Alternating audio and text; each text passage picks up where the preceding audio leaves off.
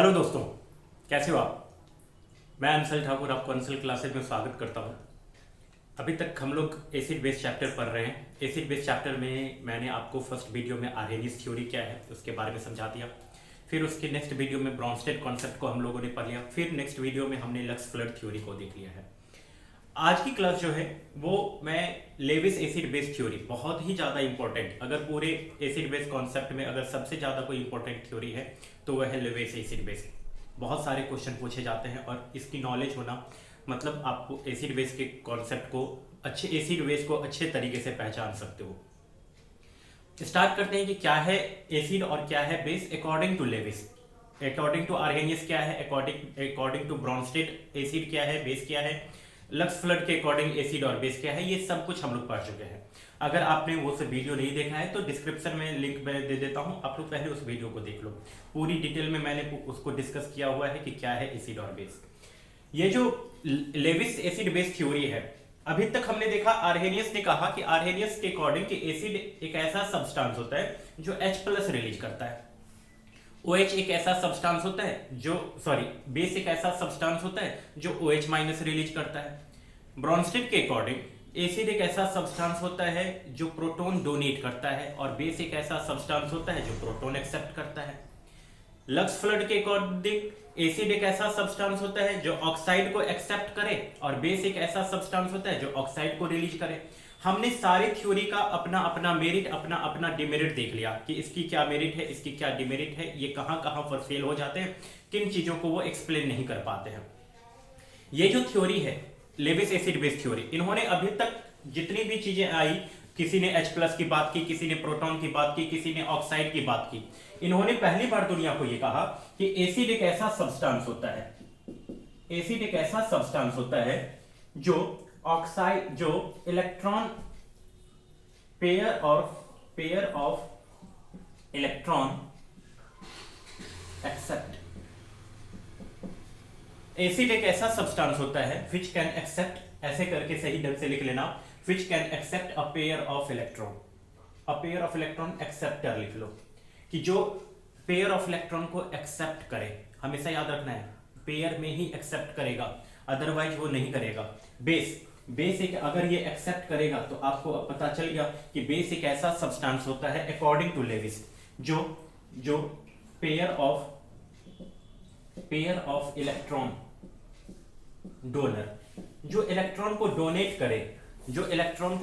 करे उसे मैं कहूंगा ये है मेरा base according to Lewis acid base. कुछ रिएक्शन के थ्रू हम लोग सीख लेते हैं कि क्या है एसिड और क्या है बेस। जैसे इस रिएक्शन की मैं बात करूं, NH3 और H+, इन दोनों में क्या हो रहा है। जैसे आप ऐसे देखो कि ये NH3 है, इसके पास आपने देखा है कि इसके पास एक लोन पेयर ऑफ इलेक्ट्रॉन है। ये H+ आया मतलब अपना इलेक्ट्रॉन कहीं पर खो करके आ गया है, जो भी इलेक्ट्रॉन था उसको रिलीज कर दिया है इसने। ये H+ आया, इस पर इलेक्ट्रॉन की कमी है, NH3 ने अपना ये जो लोन पेयर ऑफ इलेक्ट्रॉन है इसको दे दिया।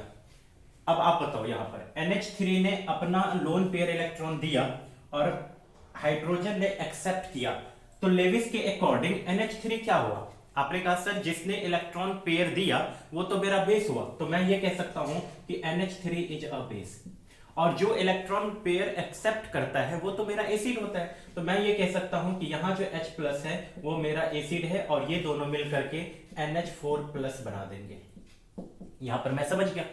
H2O और H+ में क्या होगा, सेम यही बात होगी। H2O में ऑक्सीजन के पास दो दो लोन पेयर ऑफ इलेक्ट्रॉन है, यहां पर अगर मान के चलो H+ आया तो ये इसको अपना एक लोन पेयर ऑफ इलेक्ट्रॉन दे देगा और बना लेगा H3O+।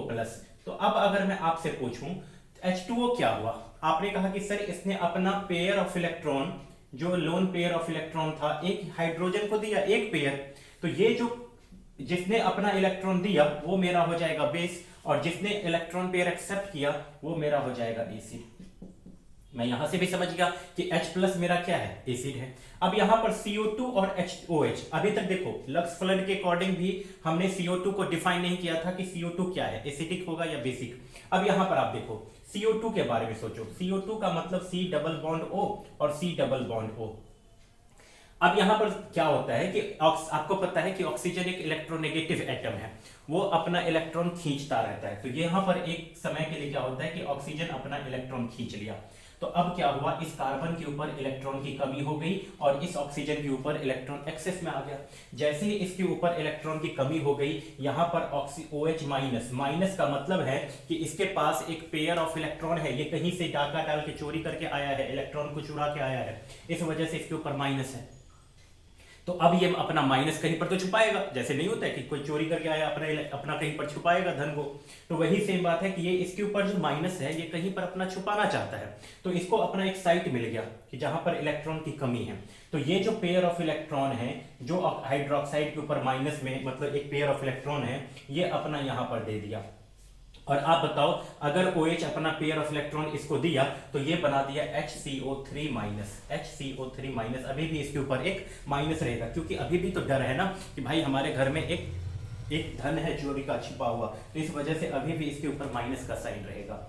अभी भी इसके ऊपर प्लस का साइन रहा, क्योंकि अभी भी ये प्लस के साथ ज्वाइन किया है, जिसके साथ ज्वाइन किया उसके पास इलेक्ट्रॉन की कमी थी, और जो ज्वाइन किया है यहाँ पे उसके पास इलेक्ट्रॉन एक्सेस में है, तो इस पूरे के ऊपर माइनस में रहेगा। यहां पर आप ध्यान दो। तो मैं आपसे पूछूं कि ये CO2 क्या हुआ, आपने कहा कि सर इस CO2 ने इलेक्ट्रॉन को एक्सेप्ट किया है, इस बार इस CO2 ने इलेक्ट्रॉन को एक्सेप्ट किया, तो आप बताओ आप ये क्या होगा, ये होगा एसिड। और इस OH ने अपना इलेक्ट्रॉन दिया है, तो आप कहोगे कि सर यहाँ जो OH है ना, ये होगा मेरा बेस, ये होगा मेरा बेस। अब CO2 और O2 के बारे में बात करते हैं। CO2 और O2, देखिए यहां पर C double bond O, C double bond O, यहां पर ऑक्सीजन के ऊपर 2 माइनस, इसका मतलब है कि इसके पास जो 6 इलेक्ट्रॉन होते हैं ऑलरेडी, 2 इलेक्ट्रॉन कहीं से लेकर के आया हुआ है, 2 इलेक्ट्रॉन कहीं से लेकर के आया है, तभी इसके ऊपर 2 माइनस हो गया। तो अपना ये जो 2 इलेक्ट्रॉन जो है ना, ये छिपाना चाहता है। कैसे छिपाएगा, तो इस ऑक्सीजन को, यहां पर कार्बन ने इस ऑक्सीजन को अपना इलेक्ट्रॉन दिया, इसके पास अब ये क्या हो गया, प्लस चार्ज डेवलप हो गया, और जैसे ही प्लस चार्ज डेवलप हो गया मतलब इलेक्ट्रॉन की कमी है, और ये अपना इलेक्ट्रॉन यहां पर इस साइट पर प्रोवाइड कर सकता है। मतलब अब इस बार आप कहोगे कि सर इस बार CO2 ने इलेक्ट्रॉन को एक्सेप्ट किया है, तो इस बार भी ये CO2 क्या हो गया, आप कहोगे ये हो जाएगा एसिड। और क्योंकि इस बार इस बार ऑक्साइड ने अपना इलेक्ट्रॉन दिया है, तो अगर कोई इलेक्ट्रॉन दे तो वो हो जाएगा मेरा बेस, और इस तरीके से ये बना देता है CO3 2 माइनस। तो आई थिंक अब आपको पता चला कि एसिड और बेस क्या है अकॉर्डिंग टू लेविस।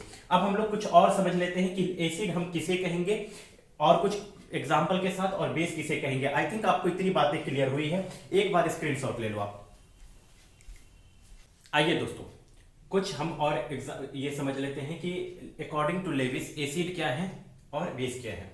देखिए अकॉर्डिंग टू लेविस आप कैसे पहचानोगे ये एसिड है, तो जो आपको सिंपल कीटाइन का मतलब जो भी आपको प्लस में दिखाई देता है, जैसे कि आप बात कर लो H+, प्लस का मतलब क्या हुआ कि इलेक्ट्रॉन की कमी है, और आप सीधी बात समझते हो कि अगर इलेक्ट्रॉन की कमी है तो वो इलेक्ट्रॉन एक्सेप्ट कर सकता है। तो अगर कोई ग्रुप ऑफ एटम या एटम इलेक्ट्रॉन एक्सेप्ट करता है तो मैं उसे एसिड कंसीडर कर सकता हूं अकॉर्डिंग टू लेविस। इस वजह से जितने भी केटायन होते हैं, जैसे H+ हो गया, Na+ हो गया, Mg2+ हो गया, Al3+ हो गया, है ना, Al3+ हो गया, जितने भी Ca2+ हो गया, Zn2+ हो गया, ये जितने भी केटायन होते हैं ये सब के सब होंगे लेविस एसिड। या अगर आपसे मैं पूछूं NH4+, क्या ये केटायन होंगे, क्या ये एसिड होंगे? नहीं, ऐसे ग्रुप को नहीं कहूंगा। क्यों नहीं कहूंगा, आगे रीजन समझाता हूं। PH4+, ये नहीं होगा लेविस एसिड। इसका मतलब ये नहीं कि जहां कहीं भी प्लस दिख रहा है वो होगा ही लेविस एसिड। जितने भी मेटल, आप एक सिंपल सा तरीका समझ लो, जैसे अगर मैं आपसे पूछूं Ag+, क्या होगा इस लेविस एसिड, तो आपको कहोगे यस ये लेविस एसिड होगा, क्योंकि इलेक्ट्रॉन की कमी है, ये मेटल है, और मेटल के ऊपर अगर इलेक्ट्रॉन की कमी है तो वो इलेक्ट्रॉन एक्सेप्ट कर सकता है। ये नहीं होगा। Central atom has incomplete d orbital, अगर सेंट्रल एटम के पास d ऑर्बिटल कंप्लीट नहीं है, जैसे कि अगर मैं बात कर लूं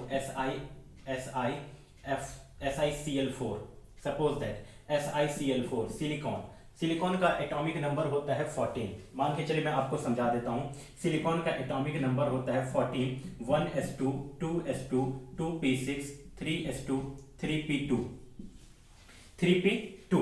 तो आपने देखा कि इसके पास 3s2 और 3p2 है, तो 3s2 इसके पास 2 इलेक्ट्रॉन 3s2 और 3p2, इस हिसाब से इसके पास 2 इलेक्ट्रॉन यहाँ पर p में है, 2 इलेक्ट्रॉन s में है, 3s2 और 3p2। इसके पास तो d ऑर्बिटल खाली है ना, d ऑर्बिटल दोस्तों आपको पता है कि यहाँ पर खाली है। अब अगर मान के चलो यहाँ पर 2 क्लोरीन आया, 2 क्लोरीन आया तो इस d में यहाँ पर 1 इलेक्ट्रॉन क्लोरीन को रख सकता है, यहाँ पर 1 इलेक्ट्रॉन को रख सकता है, और भी अगर आया तो और भी क्लोरीन को यहाँ पर रख सकता है, और कोई ग्रुप ऑफ एटम आया तो यहाँ पर ये रख सकता है। मतलब अगर कोई एटम आ रहा है या ग्रुप ऑफ एटम आ रहा है जिसके पास लोन पेयर इलेक्ट्रॉन है, जैसे मैंने यहाँ पर कहा NH3 अगर आए और लोन पेयर इलेक्ट्रॉन अपना लेके आए, सपोज दैट, तो आप कहोगे NH3 यहां पर आ सकता है क्योंकि इसको अपना इलेक्ट्रॉन छुपाना है, लोन पेयर इलेक्ट्रॉन है, ये चाहता है इस साइड पर प्रोवाइड कर दो, ये रख सकता है। और अगर कोई इलेक्ट्रॉन को एक्सेप्ट करे तो मैं ये कह सकता हूं कि SiCl4 जो है वो एसिड है, क्योंकि जो इलेक्ट्रॉन एक्सेप्ट करता है वो हमारा एसिड होता है। तो हमने ये समझ लिया कि जिसके पास इनकम्प्लीट d ऑर्बिटल होगा वो हमारा लेविस एसिड के कैटेगरी में आ जाएगा। मतलब ज्यादातर d ब्लॉक के जो कंपाउंड होंगे या जिनके पास d ऑर्बिटल अवेलेबल हैं, जैसे जिन अभी सिलिकॉन डी ब्लॉक का एक कंपाउंड नहीं था लेकिन इसके पास d ऑर्बिटल अवेलेबल है, तो ये हमें बना सकता है, ये मतलब लेविस एसिड के कैटेगरी में आप इसे कंसीडर कर सकते हो। जैसे मैं एग्जांपल के लिए SiCl4 क्लोरीन के साथ रिएक्शन करेगा तो SiCl6 बना लेगा, और किस तरीके से होगा ये आप बता सकते हो। जैसे PCl3 अगर ये क्लोरीन के साथ रिएक्शन करके PCl5 बना सकता है, PCl5 SO2 SO3, ये जितने भी कंपाउंड होते हैं जिनके पास इनकम्प्लीट d ऑर्बिटल है ये सब के सब लेविस एसिड के कैटेगरी में आ सकते हैं। Central atom has incomplete octet, ये बात भी ध्यान रख लीजिए दोस्तों कि अगर हमारे सेंट्रल एटम के पास ऑक्टेट कंप्लीट नहीं है तो वो भी लेविस एसिड के कैटेगरी में आ सकता है। जैसे एग्जांपल के लिए मैं आपको कहूं BF3 AlCl3, BF3 के साथ आपको एक रिएक्शन समझा देता हूं। जैसे यहां से आप देख लो दोस्तों कि जैसे अगर ये बोरोन है, बोरोन BF3 है, आपने अभी देखा अभी भी इसका इनकम्प्लीट ऑर्बिटल है, इनकम्प्लीट ऑक्टेट है क्योंकि बोरोन 3 फ्लोरीन के साथ जुड़ा हुआ है। ऐसे करके आप सोचो कि 3 फ्लोरीन के साथ जुड़ा हुआ है, अभी भी इसके पास 6 इलेक्ट्रॉन ही है सेंट्रल एटम बोरोन के पास। तो अब अगर मान के चलो यहां से NH3, मैं ऐसे लिख देता हूं NH3, इसके पास एक लोन पेयर इलेक्ट्रॉन है, तो ये लोन पेयर ऑफ इलेक्ट्रॉन इसको प्रोवाइड कर सकता है बोरोन को। तो आप कहोगे अगर ये लोन पेयर इलेक्ट्रॉन इसको प्रोवाइड किया तो ये बन जाएगा हमारा बेस, और इसने इलेक्ट्रॉन एक्सेप्ट किया तो ये हो जाएगा हमारा एसिड। तो आपने देखा कि जो इलेक्ट्रॉन एक्सेप्ट किया, क्योंकि इसके पास इलेक्ट्रॉन की कमी थी, ऑक्टेट कमी थी, तो मैं ये कह सकता हूं कि BF3 हमारा क्या होगा, एसिड होगा, और NH3 यहां पर क्या होगा, बेस होगा। तो इस तरीके से जितने भी AlCl3 क्लोरीन, अगर मैं यहां पर देखो, यहां पर आप AlCl3 के साथ भी समझ सकते हो। जैसे देखिए AlCl3, ये क्लोरीन आयन, क्लोराइड आयन अपना इलेक्ट्रॉन चोरी करके आया है, कहीं से इलेक्ट्रॉन चुरा के आया है, इलेक्ट्रॉन की कमी है, तो ये AlCl3 के साथ ज्वाइन करके AlCl4 माइनस बना सकता है। तो आप समझ गए कि इस बार क्लोरीन ने अपना इलेक्ट्रॉन AlCl3 को दिया तो ये हमारा कहलाएगा एसिड, और ये इस बार इलेक्ट्रॉन ये क्लोरीन ने इलेक्ट्रॉन प्रोवाइड किया है तो ये हमारा कहलाएगा बेस। तो आप ये समझ सकते हो कि जिनके पास इनकम्प्लीट ऑक्टेट होगा वो सब हमारे होंगे लेविस एसिड। जानते हैं कि ये बेस क्या है according to Lewis acid base concept. अभी तक हमने देखा कि एसिड में हमने देखा कि जितने भी ऑल केटायन, जितने भी पॉजिटिव आयन थे वे सब हमने देखा कि वो हमारे एसिड हो सकते हैं। फिर हमने देखा कि जिनके पास इनकम्प्लीट ऑक्टेट होगा वो सब होंगे हमारे लेविस एसिड। फिर उसके बाद हमने देखा जिनके पास वैकेंट d ऑर्बिटल होगा, वैकेंट d ऑर्बिटल, और जिनके पास d ऑर्बिटल खाली है वो इलेक्ट्रॉन को अपने में रख सकता है, तो उन सब को हम लोग कहेंगे वो हमारे लेविस एसिड कहलाएंगे। अब बेस के कैसे पहचानूंगा मैं कि ये बेस है, तो आपको एक सिंपल सा, अभी मैंने बताया कि बेस पहचानने का एक सिंपल सा आप देख लो कि जिसके पास माइनस है, नेगेटिव का मतलब क्या हुआ कि वो कहीं से इलेक्ट्रॉन लेके आया है, और अगर इलेक्ट्रॉन लेके आया है फिर से वही वाली बात, तो वो अपना इलेक्ट्रॉन कहीं पर छुपाना चाहेगा। सिंपल वही चीज सोचो आप लाइफ में, जो कोई कहीं से आप कुछ चोरी करता है, वो अपना चोरी छिपाना चाहता है, वो कहीं पर रखना चाहेगा उस धन को। तो सेम वही बात यहाँ पर आप समझो कि अगर कहीं से इलेक्ट्रॉन लेके आया है तो अपना इलेक्ट्रॉन किसी को प्रोवाइड करेगा, और जो इलेक्ट्रॉन प्रोवाइड करता है वो तो होगा मेरा बेस। तो सिंपल सा, जितने भी आप जैसे Cl माइनस कह लो, Br माइनस कह लो, OH माइनस कह लो, HCO3 माइनस कह लो, CO3 2 माइनस कह लो, है ना, SO4 2 माइनस कह लो, S माइनस 2 कह लो, ये जितने भी हमने देखा, 2 माइनस लिखो या माइनस 2 लिखो, बात एक ही है। ये जितने भी नेगेटिव वाले आप देखोगे ये सब हमारे होंगे लेविस बेस, ये सब हम लोग लेविस बेस के कंसीडर कर सकते हैं। ये कहीं पर जाएगा तो इलेक्ट्रॉन अपना डोनेट करेगा।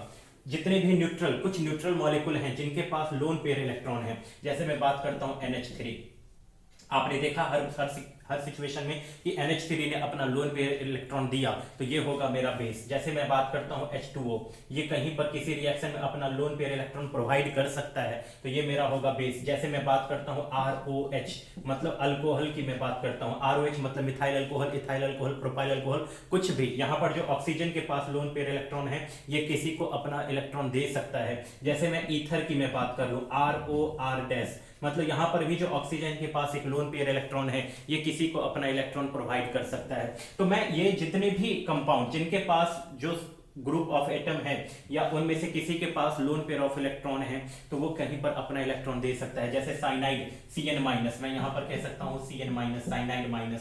तो यहां पर अपना ये इस तरीके से आप पहचान सकते हो। एक बात और आप ध्यान से रख लो कि इन सब को जो किसी को अपना इलेक्ट्रॉन दे सकता है, ऐसे ग्रुप को हम लोग कहते हैं न्यूक्लियोफाइल। ऐसे ग्रुप को हम लोग कहते हैं न्यूक्लियोफाइल। और जो इलेक्ट्रॉन एक्सेप्ट कर सकता है, उसको हम लोग कहते हैं इलेक्ट्रोफाइल।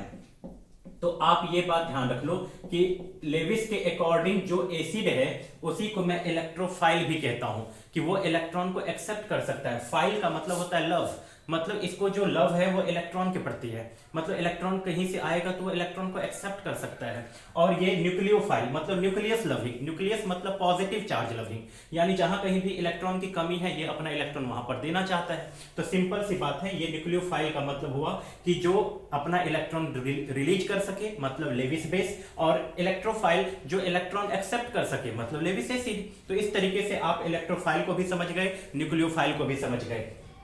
दोस्तों ये भी जो हम लोगों ने पढ़ा लेविस एसिड बेस्ड कॉन्सेप्ट, ये भी पूरी तरीके से कंप्लीट नहीं है, इसमें भी कुछ लिमिटेशन है। क्या है लिमिटेशन, आइए देखते हैं। आइए दोस्तों इस थ्योरी की भी अपनी एक लिमिटेशन निकल के आ जाती है। क्या आप लोगों ने अभी देखा कि जब भी मैं बात कर रहा हूं हर बार कहता हूं ये एसिड हुआ, ये बेस हुआ, ये एसिड हुआ, ये बेस हुआ। क्या मैंने कभी एक बार भी कहा ये स्ट्रॉन्ग एसिड होगा या वीक एसिड होगा?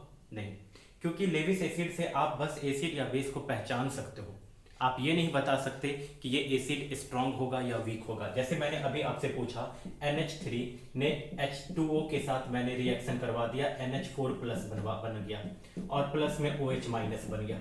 अब अगर मैं आपसे पूछूं बताओ NH3 कैसा है, स्ट्रांग है या वीक है, आप नहीं बता सकते। हाँ, मैं अगर आपसे पूछूं इसमें बताओ NH3 क्या है, आपने कहा कि सर ये NH3 ने अगर ब्रॉन्स्टेड के अकॉर्डिंग देखा जाए तो इसने क्या किया है, अपना इलेक्ट्रॉन, अपना हाइड्रोजन एक्सेप्ट किया है। तो जो हाइड्रोजन यानी H+ एक्सेप्ट करे वो मेरा बेस हुआ, और जो H+ डोनेट किया वो मेरा एसिड हुआ। बस मैं ये बता सकता हूँ। अगर मैं यहाँ पर एक और मैं बात करता, जैसे NH3 यहाँ H+ आया लेविस के अकॉर्डिंग, तो लेविस के अकॉर्डिंग आप कहोगे कि यहाँ पर जो लोन पेयर ऑफ इलेक्ट्रॉन है ये हाइड्रोजन को दे देगा और ये बना देगा NH3 के साथ एक लोन पेयर ऑफ इलेक्ट्रॉन, तो मतलब NH4+। ये सिंपली मैं बोल सकता हूँ NH4+। तो यहाँ पर अपना इलेक्ट्रॉन दिया है किसी को, ये नहीं बता पाऊंगा ना मैं कि ये एसिड स्ट्रांग होगा या वीक होगा, नहीं। तो इस वजह से ये किसी भी एसिड की स्ट्रेंथ और वीकनेस के बारे में बात ही नहीं करता। जैसे मैं अगर इनसे पूछूं कि HCl स्ट्रांग होगा या वीक होगा, कहेंगे कोई जवाब नहीं है इनके पास। H2SO4 स्ट्रांग होगा या वीक होगा, नहीं बता पाएंगे। NaOH स्ट्रांग होगा या वीक होगा, आप कहोगे नहीं पता ही नहीं।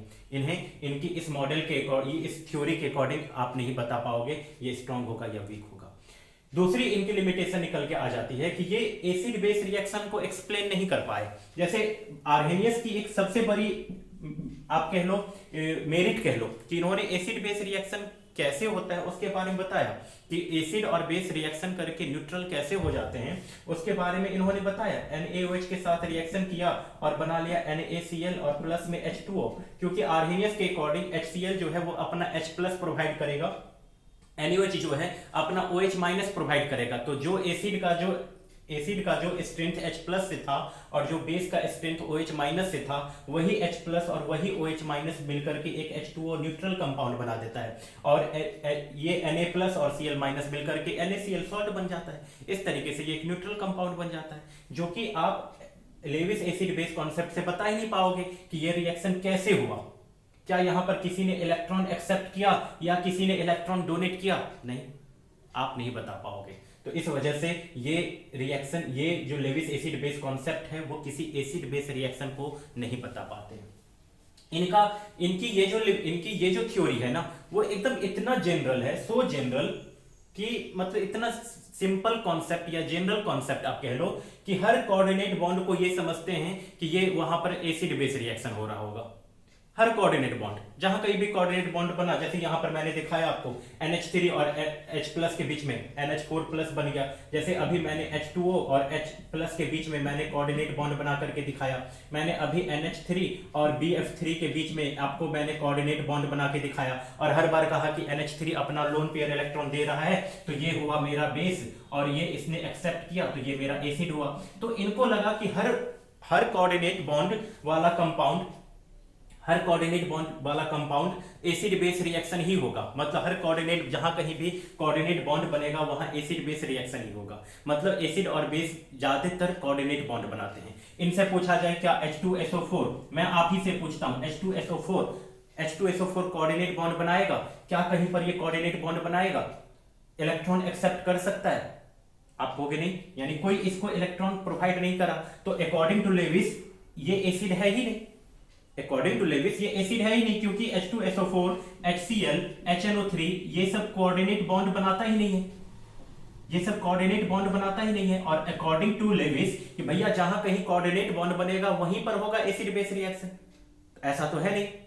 एक कोऑर्डिनेट बॉन्ड तो कोऑर्डिनेशन कंपाउंड में भी बनता है। जैसे अगर मान के चलो मैं आपसे पूछूं CuNH3 suppose that CuNH3 suppose that anything 2+, क्या ये एसिड बेस रिएक्शन के थ्रू हुआ है? कोई जरूरत नहीं है, ये कोऑर्डिनेशन कंपाउंड है, यहां पर भी कोऑर्डिनेट बॉन्ड बन रहा है, लेकिन इनके यहां पर तो ये क्या मैं इन्हें एसिड बेस रिएक्शन के कंसीडर में कर सकता हूं? आप कहोगे नहीं। इसका मतलब हुआ कि ये इनका रिएक्शन, इनका ये जो थ्योरी है, इनका जो कॉन्सेप्ट है इतना जनरल है कि जहां कहीं भी कोऑर्डिनेट बॉन्ड बनता है वो कहते हैं एसिड बेस रिएक्शन हो सकता है, लेकिन ऐसा नहीं होता। इस वजह से इनकी ये थ्योरी एक गलत थ्योरी हो जाती, मतलब एक गलत कॉन्सेप्ट इस मायने में हो जाती है।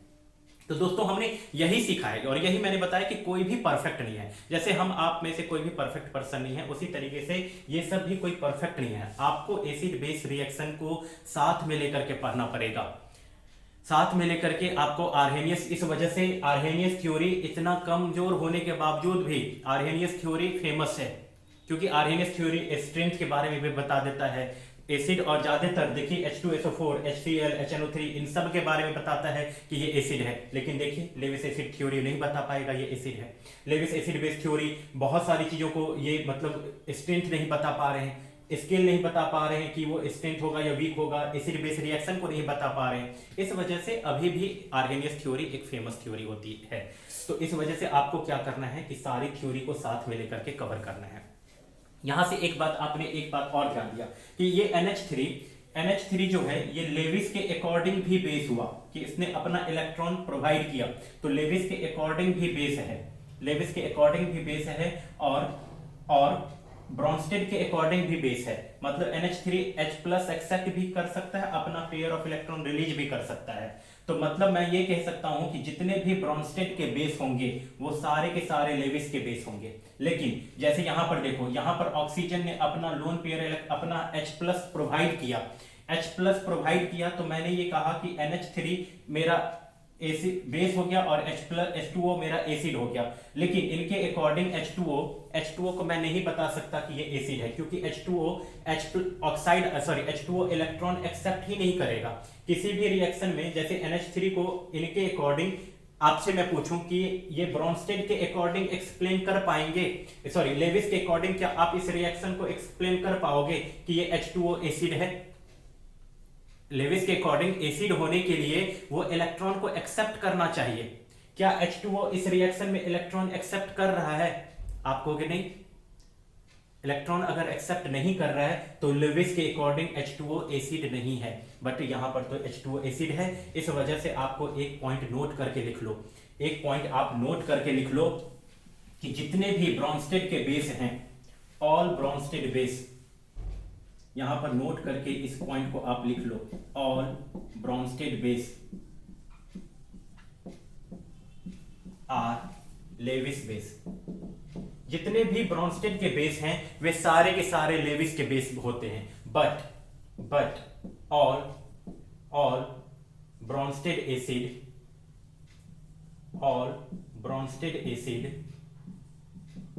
आर नॉट लेविस एसिड, वो लेविस एसिड नहीं होंगे। इस पॉइंट को आप एकदम नोट करके अच्छे ढंग से रख लो कि जितने भी ब्रोंस्टेड के बेस होंगे वो सब लेविस के बेस होंगे, लेकिन जितने भी ब्रोंस्टेड के एसिड होंगे वे सब लेविस के एसिड नहीं होंगे। यही कल हम लोगों ने देखा था कि जितने भी आर्हेनियस एसिड हैं वो सब के सब ब्रोंस्टेड के भी एसिड हैं, लेकिन जितने भी आर्हेनियस के बेस हैं वे सब के सब ब्रोंस्टेड बेस नहीं हैं। तो ये दो पॉइंट हम लोगों ने इस थ्योरी से यहां से हमने सीखा। तो हमने दोस्तों हमने आर्हेनियस थ्योरी को पढ़ लिया, लेविस को पढ़ लिया, सॉरी ब्रोंस्टेड को पढ़ लिया, लक्स फ्लड थ्योरी को पढ़ लिया, लेविस एसिड बेस थ्योरी को पढ़ लिया। तो मैं आपको एज ए फ्रेंड सजेस्ट करूंगा कि आप किसी एक थ्योरी पे डिपेंडेंट होकर मत रहो। सब थ्योरी की हमें जरूरत पड़ेगी, कोई परफेक्ट नहीं है। ना तो आर्हेनियस परफेक्ट है, ना ब्रोंस्टेड परफेक्ट है, ना लक्स फ्लड परफेक्ट है, ना लेविस परफेक्ट है। हाँ, लेकिन अगर आप इन चारों को साथ में, इन सब को साथ में अगर कॉन्सेप्ट क्लियर करके चल रहे हो तो आई थिंक कि आप बहुत सारे कंपाउंड में एसिड बेस रिएक्शन को पहचान जाओगे कि इसमें एसिड क्या हुआ, इसमें बेस क्या हुआ। एक दो प्रिंसिपल और भी हैं, आप लोग मुझे कमेंट करके बताइएगा कि अगर आप उन दो प्रिंसिपल के बारे में भी पढ़ना चाहते हो तो मैं नेक्स्ट वीडियो में उन सब के बारे में बता दूंगा। कैसा लगा ये पूरा वीडियो आप लोग मुझे जरूर बताइएगा। अगर कुछ कमी रह गई हो तो वो भी मुझे बताइएगा, मैं अपनी कमी को दूर करने की कोशिश करता हूँ। अच्छा लगा हो तो लाइक कीजिए, सब्सक्राइब कीजिए, अपने दोस्तों में भी शेयर कीजिएगा। Thank you.